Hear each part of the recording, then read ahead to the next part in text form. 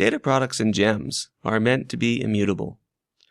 What this means is they represent a specific version of a specific data product that the creator of that product intended.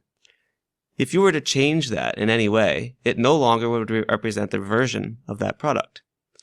And so, therefore, you'd have to actually create a new version, if you have the permissions to do that, of that product, or you would have to actually just create a new product altogether that might have used that as the basis for your new product.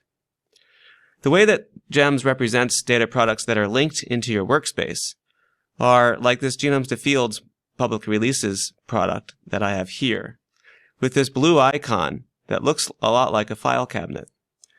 And that file cabinet is closed, and in a sense, that way it represents the immutableness of that particular product.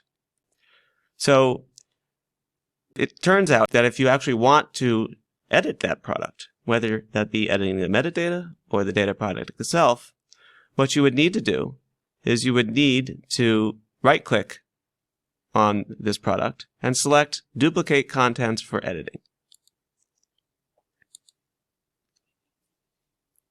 And when you do that, notice that the icon actually changes.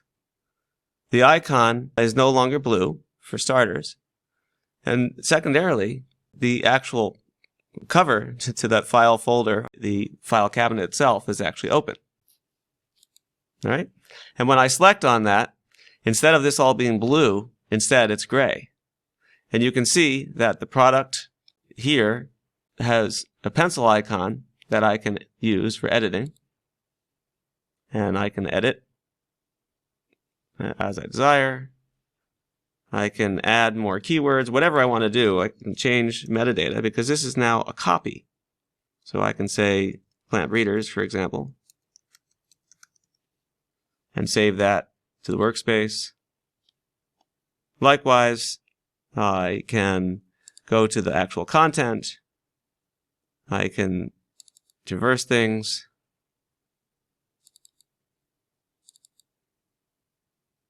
Maybe I want to go to this data, for example.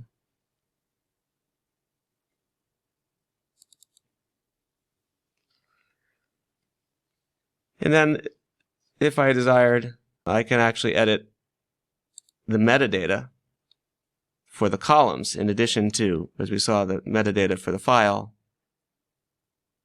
For example, if I clicked here on wind speed, I could click on an appropriate agro ontology term and update that as well.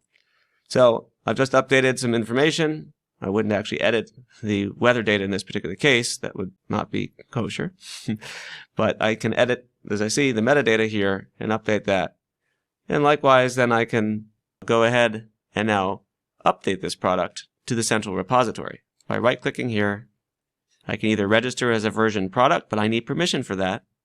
All right? I can't do it if I'm not the owner of that product or I haven't been given permission. But I could certainly register as a new product.